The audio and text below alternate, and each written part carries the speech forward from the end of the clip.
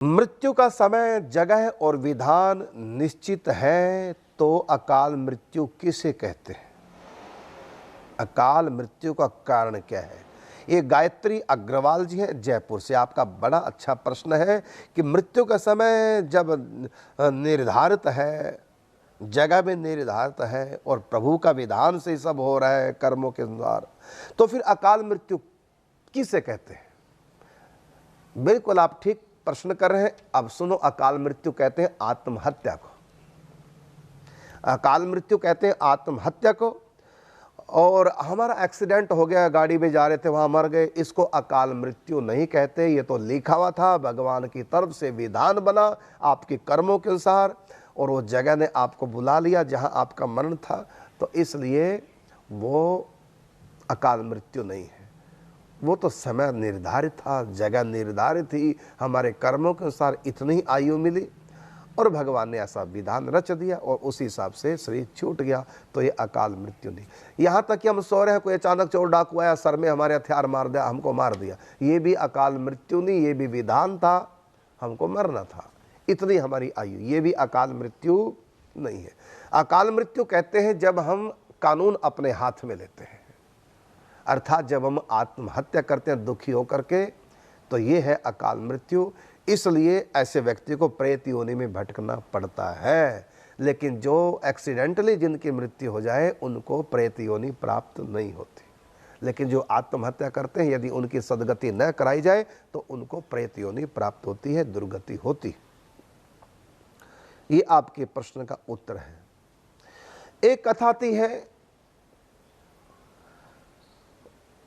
कि एक बार यमराज द्वारकापुरी गए भगवान श्री कृष्ण के दर्शनों के लिए, और मुख्य द्वार पर कल्पवृक्ष, उसके ऊपर कबूतर कबूतरी का जोड़ा बैठा था। उनको देखा टेढ़ी दृष्टि से ऐसे और मुस्कुरा दिए, और भीतर भगवान के दर्शन करने के लिए महल में गए। दर्शन करके हुआ ये कि कबूतर कबूतरी ऊपर से उतरे, उड़ के नीचे गरुड़ के पास है, नीचे गरुड़ बैठा था। गरुड़ से कहा कि हमारी मृत्यु नज़दीक आ गई है। यमराज ने टेढ़ी दृष्टि से देखा और हमको और हमारी तरफ देख के मुस्कुराए थे, इसका मतलब हमारी मृत्यु आ गई, यमराज से हमको बचा लो। वो डर गए। तो गरुड़ ने कहा चिंता मत करो, मैं तुमको ऐसी जगह छुपाऊंगा तो यमराज को पता भी नहीं चलेगा। दोनों पक्षियों को लिया और समुद्र के भीतर एक टापू था, उसमें गुफा, उसके भीतर बंद कर दिया, ऊपर से पत्थर लगा दिया। उड़ करके गरुड़ वापस द्वारिका आ गए। इतने में यमराज भगवान श्री कृष्ण के दर्शन करके, उनकी स्तुति करके, प्रणाम करके बाहर आए। तो गरुड़ को देखा कि हाँफ रहा है, पसीना पसीना हो रहा है। तो यमराज ने कहा गरुड़ से कि आप क्यों हाँफने लगे, पसीना क्यों छूट रहा है आपका?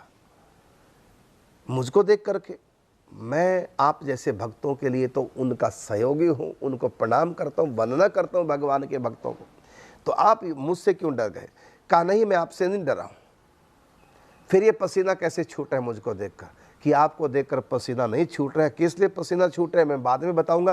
पहले आप बताइए कि जब आप भीतर गए थे तो इस पेड़ के ऊपर जो कबूतर कबूतरी बैठे उनकी तरफ आपने टेढ़ी दृष्टि से क्यों देखा?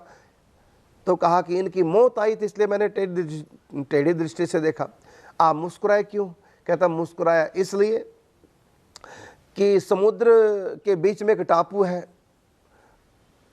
वहां एक गुफा है, उसमें एक भूखी बिल्ली बैठी है, वो बिल्ली इनको खाएगी, उससे इनकी मौत होगी, ऐसा विधान है कर्मों के अनुसार। तो मैं इसलिए हंसा था कि ये यहाँ बैठे हैं और हजारों कोस की दूरी पर, ये कैसे वहां पहुंच पाएंगे गुफा के भीतर, और बिल्ली कैसे खा पाएगी?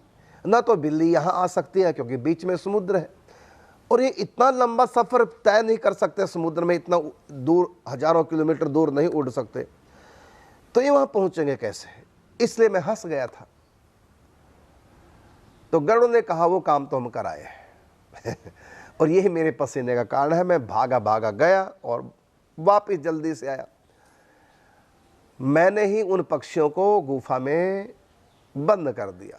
इसका मतलब वहां बिल्ली थी, अब बिल्ली उनको खा गई होगी। बिल्कुल खा गई। देखो, समय निर्धारित था, जगह निर्धारित थी, और संयोग बन गया गरुड़ का।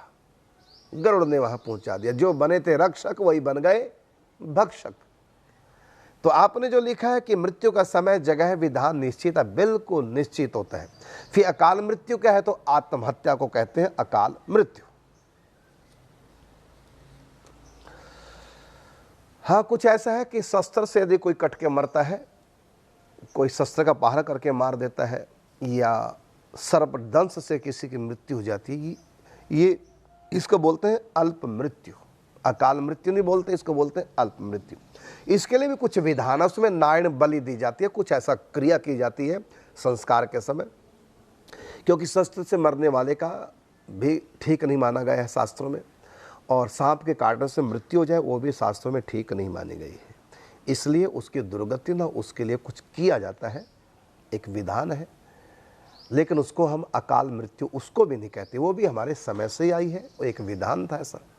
हम यजमान की मनोकामना पूर्ति के लिए जप अनुष्ठान करते हैं, ठीक बात। ये कोई ब्राह्मण लिख रहे हैं जो अनुष्ठान करते हैं कि हम यजमान की मनोकामना के लिए, पूर्ति के लिए अनुष्ठान करते हैं गृहस्थों के घर में जा कर के, ठीक। पर साथ ही ब्राह्मण कभी कभी झूठ बोल देते हैं कि निर्धारित माला हो गई है। मतलब 10 ब्राह्मण बैठे, 11 बैठे, 5 बैठे, 4 बैठे, 2 बैठे साथ में, तो ये कह रहे हैं कि मैं जो ब्राह्मणों को ले जाता हूँ अपने साथ में गृहस्थ के अनुष्ठान करने के लिए, तो वो कई बार झूठ बोल जाते हैं कि हमने संख्या पूरी कर ली, जबकि नहीं की होती। पर साथ ही ब्राह्मण कभी कभी झूठ बोल देते हैं कि निर्धारित माला हो गई है, फिर वे हमें पूरी करनी पड़ती है। बिल्कुल करनी चाहिए, आप कर दो पूरी। यदि उन ब्राह्मणों ने गड़बड़ी कर दी तो आप उसको संख्या पूरी कर दो। तो आचार्य होने से उसका पाप हमें लगेगा क्या? भगवान की कृपा से वह मनोकामना भी पूर्ण हो जाती है, मगर इसका पाप जो सहयोगी ब्राह्मण करते हैं उसका कुछ हिस्सा हमें भी लगता है क्या? बिल्कुल पूरा तो नहीं, लेकिन आपको भी लगेगा, क्योंकि आप आचार्य हैं, जिम्मेदारी आपकी है। बच्चा जब गलत काम करेगा उस पर जुर्माना पड़ेगा, तो बाप को उसका बेटे का जुर्माना भुगतना पड़ता है। बच्चा पुलिस लेगी पकड़ के गलत काम किया तो बाप को वहाँ जाना पड़ेगा, जमानत देनी पड़ेगी, पैसे लगेंगे, बाप को पैसे भी खर्च करने पड़ेंगे।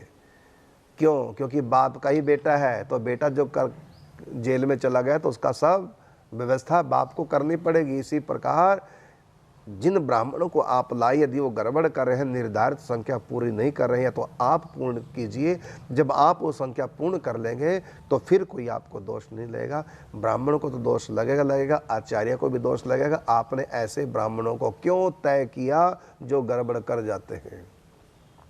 इसलिए इसमें आप भी अपराधी हैं, क्योंकि आप अच्छे ब्राह्मणों का चयन नहीं कर पाए जजमान के लिए। हाँ, उन्होंने तो जजमान ने दक्षिणा दे दी, दान दक्षिणा देकर उन्होंने तो पूरा पुण्य ले लिया और उनकी कामना सिद्ध होगी, भले आपने कम किया है, लेकिन वो घाटा आपको पड़ेगा। उनका पाप, जिस पाप के कारण से सुख नहीं मिला, अब मिल गया अनुष्ठान से, वो पाप आपके खाते में या उस ब्राह्मण के खाते में चला जाएगा जिसने अनुष्ठान में गड़बड़ी की है।